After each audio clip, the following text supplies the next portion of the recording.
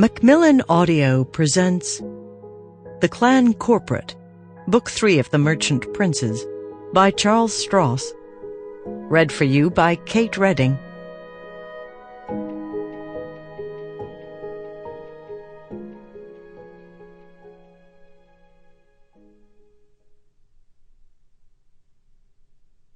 One.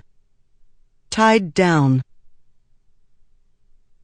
Nail lacquer, the woman called Helga reflected as she paused in the antechamber, always did two things to her. It reminded her of her mother, and it made her feel like a rebellious little girl. She examined the fingertips of her left hand, turning them this way and that in search of minute imperfections in the early afternoon sunlight slanting through the huge window behind her.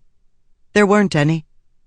The maidservant who had painted them for her had poor nails, cracked and brittle from hard work. Her own, in contrast, were pearlescent and glossy, and about a quarter-inch longer than she was comfortable with. There seemed to be a lot of things that she was uncomfortable with these days. She sighed quietly and glanced at the door. The door opened at that moment. Was it coincidence, or was she being watched? Liveried footmen inclined their heads as another spoke. "Milady, the Duchess bids you enter. She is waiting in the day-room." Helga swept past them with a brief nod, more acknowledgment of their presence than most of her rank would bother with, and paused to glance back down the hallway as her servants, a lady-in-waiting, a court butler, and two hard-faced impassive bodyguards, followed her. "Wait in the hall," she told the guards. "You can accompany me, but wait at the far end of the room," she told her attendant ingenue. Lady Cara nodded meekly. She'd been slow to learn that Helga bore an uncommon dislike for having her conversations eavesdropped on. There had been an unfortunate incident some weeks ago, and the lady-in-waiting had not yet recovered her self-esteem.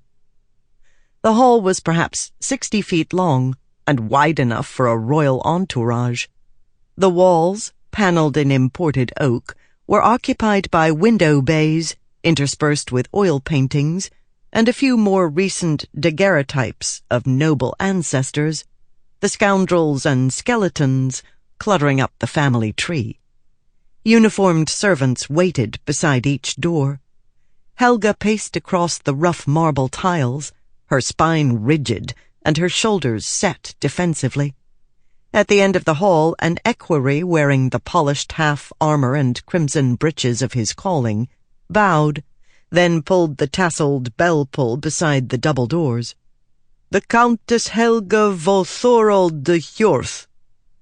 The doors opened, ushering Countess Helga inside, leaving servants and guards to cool their heels at the threshold. The day-room was built to classical proportions, but built large in every dimension. 4 windows, each 12 feet high, dominated the south wall, overlooking the regimented lushness of the gardens that surrounded the palace. The ornate plasterwork of the ceiling must have occupied a master and his journeyman for a year. The scale of the architecture dwarfed the merely human furniture, so that the chaise longue the Duchess reclined on, and the spindly rococo chair beside it, seemed like the discarded toy furniture of a baby giantess. The Duchess herself looked improbably fragile, gray hair growing out in intricately coiffed coils, face powdered to the complexion of a china doll, her body lost in a court gown of black lace over burgundy velvet.